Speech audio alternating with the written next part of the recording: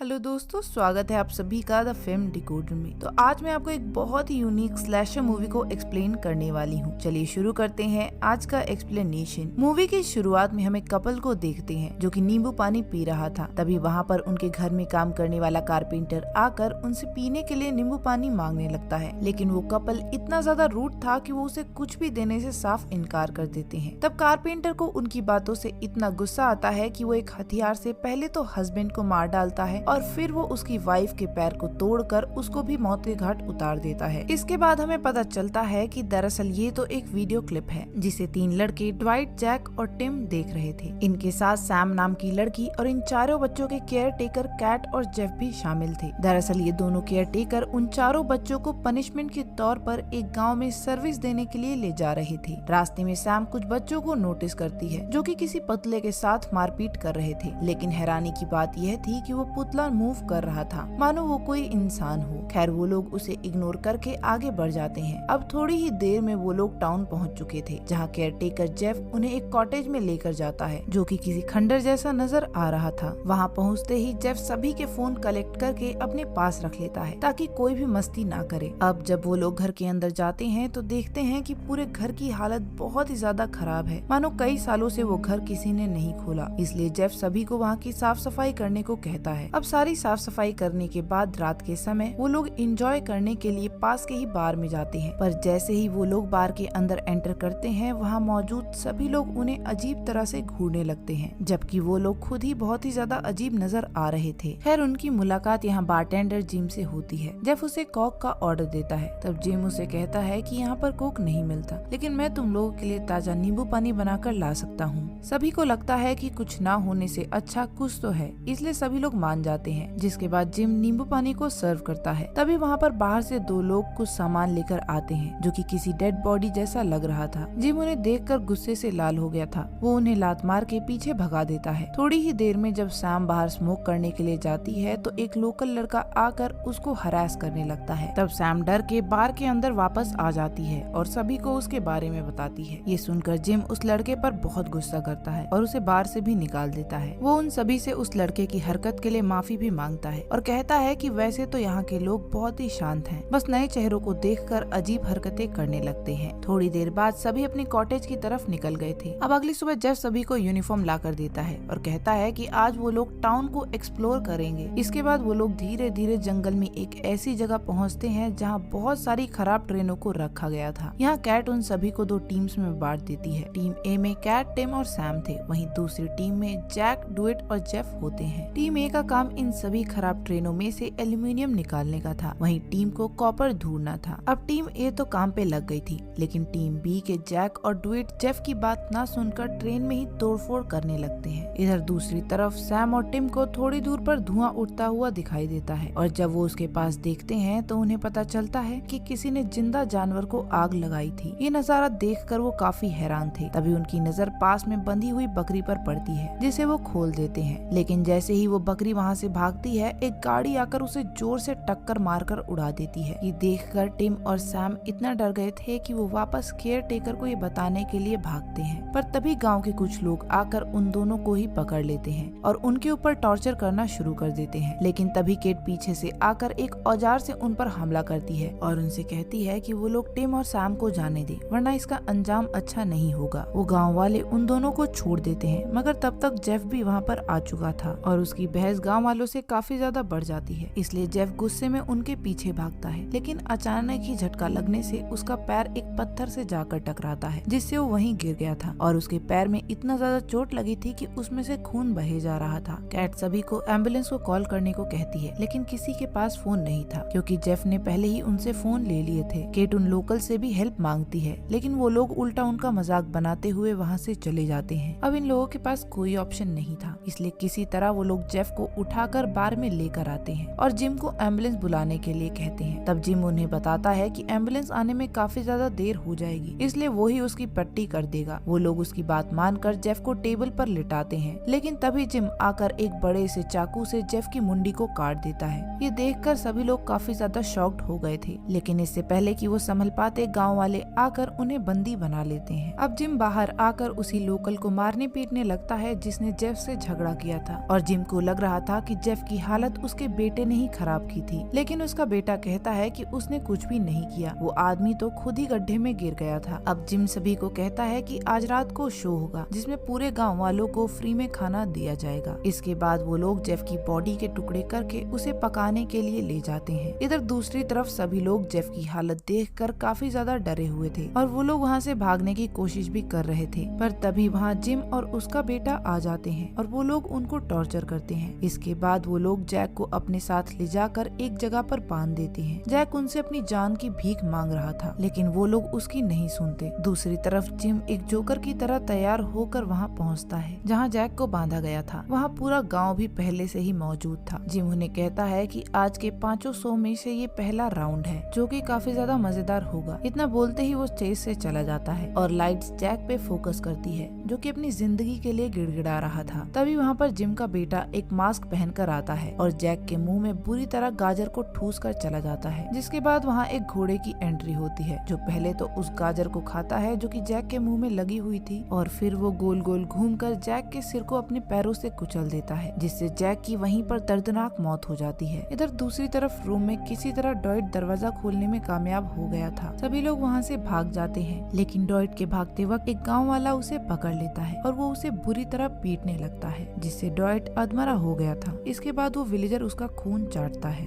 पर उसी वक्त जिम का बेटा अपने दोस्तों के साथ वहाँ पर पहुँच जाता है और वो लोग मिलकर डॉयट को शो के लिए तैयार करने लगते हैं। वो लोग उसे एक चेयर पे बांधकर विग पहनाते हैं। इसके बाद उसे शो में पेश किया जाता है जहाँ एक आदमी आकर डॉयट के मुंह में पेट्रोल डालने लगता है। पेट्रोल पीते पीते डॉयट का पेट फट गया था, जिसे देखकर वो गाँव वाले काफी ज्यादा एंजॉय करते हैं। इधर दूसरी तरफ जब कैट, टिम और सैम अपनी गाड़ी में बैठकर उस गांव से निकल ही रहे थे कि तभी वहां पर जिम का बेटा आ जाता है जो कि अपने शॉटगन से उन्हें शूट करने लगता है। तब गुस्से में कैट अपनी गाड़ी से उसे कुचल देती है, जिससे उसकी वहीं पर मौत हो गई थी। इसके बाद कैट गाड़ी से उतरती है ताकि वो शॉटगन को ले सके, पर जैसे ही वो वापस जा रही थी तब एक गाँव का आदमी उन्हें रोकने की कोशिश करता है, लेकिन कैट उसको भी गन से शूट करके मार डालती है। इधर जब जिम शो के बाकी बकरों यानी विजिटर्स को भागता है तब एक आदमी उसे कहता है कि वो सब तो भाग गए। अभी सुनकर जिम को बहुत गुस्सा आता है और वो सभी गांव वालों को लेकर बचे हुए 3 लोगों को ढूंढने के लिए निकलता है। तभी उनकी नजर एक गाड़ी पर पड़ती है जो कि उनकी तरफ ही आ रही थी। वो लोग मिलकर उसे शूट करने लगते हैं, पर वो गाड़ी नहीं रुकती और कुछ गाँव वालों को कुचल देती है। अब इसके बाद जब वो गाड़ी थोड़ी दूर पर ही रुकती है तब गाँव वाले उसे चेक करने के लिए जाते हैं, लेकिन जब वो चेक करते हैं तो उन्हें उसमें कोई भी नहीं मिलता, जिससे हमें समझ में आ गया था कि ये केट, टिम और सैम की चाल थी। वो लोग तो कॉटेज में आ गए थे ताकि वो लोग अपने फोन्स को ढूंढकर पुलिस को कॉल कर सकें, पर बहुत ढूंढने के बाद भी उन्हें उनके फोन कहीं नहीं मिलते, जिससे घबराकर वो लोग वहाँ से जाने का डिसाइड करते हैं। पर तब तक बहुत देर हो चुकी थी क्योंकि वहाँ जिम पूरे गाँव वालों के साथ पहुँच चुका था। जिम एक गेट के होल से गन घुसाकर शूट करता है, जिससे उन्हें चीख की आवाज सुनाई देती है। इसके बाद जब एक गाँव वाला दरवाजा खोलता है तो उन्हें पता चलता है कि गोली तो केट को लगी थी क्योंकि वो बहुत ही ज्यादा इंजर्ड थी और उसके घाव से काफी ज्यादा खून भी बह रहा था। अब इसके बाद जब वो गांव वाला कैट के करीब आता है तब कैट उस आदमी के पैर में चाकू मार देती है और टिम उसके बाद अंदर से आकर उस आदमी पर हमला करके उसे बाहर फेंक देता है। टिम को ये देखकर इतना ज्यादा गुस्सा आ गया था कि वो अपने ही गाँव वाले को गोली से भूनकर 2 हिस्सों में बांट देता है। इधर अंदर इन सब चीजों को देखकर सैम बहुत ही ज्यादा परेशान हो गई थी। तब टिम उसे समझाता है और कहता है कि हम लोग यहाँ से जरूर निकलेंगे। केट अब इन दोनों की हालत देखकर बाहर भागती है ताकि वो गांव वाले उसकी तरफ डिस्ट्रैक्ट हो जाएं और अंदर इन दोनों को बचने का मौका मिल जाए, लेकिन केट का प्लान खराब हो जाता है क्योंकि कोई भी गांव वाला उसके पीछे नहीं आ रहा था। दरअसल पहले ही गांव वालों ने वहाँ ट्रैप्स को बिछा दिया था। भागते वक्त कैट का पैर भी उन्हीं में से एक ट्रैप में फंस जाता है, जिससे वो वहीं पर गिर गई थी। तभी एक लोकल वहाँ आकर एक चैनसॉ से केट की टांगों को काट देता है, जिससे उसे बहुत ही ज्यादा दर्द होता है, लेकिन फिर भी वो हार नहीं मानती और रेंगते हुए आगे बढ़ने की कोशिश करती है। लेकिन एक बार फिर से उसका फेस एक ट्रैप में आ जाता है, जिससे उसकी वहीं पर मौत हो जाती है। तभी उस चैनसॉ वाले बंदे की नजर जिम के बेटे की डेड बॉडी पर पड़ती है। वो तुरंत ही ये बात जाकर जिम को बताता है, जिससे जिम इतना दुखी हो गया था कि वो टिम और सैम से इसका बदला लेने का सोचता है। दूसरी तरफ टिम को कॉटेज में बेसमेंट मिला था जहाँ कई सारी शराब की बोतल्स पड़ी हुई थी। ये देखकर टिम बहुत ही खुश हो जाता है और पूरे कॉटेज को आग लगाने का सोचता है। टिम उन सभी बोतल्स को तोड़कर सभी गाँव वालों को अंदर बुलाता है। अब इसके बाद जब वो गाँव वाले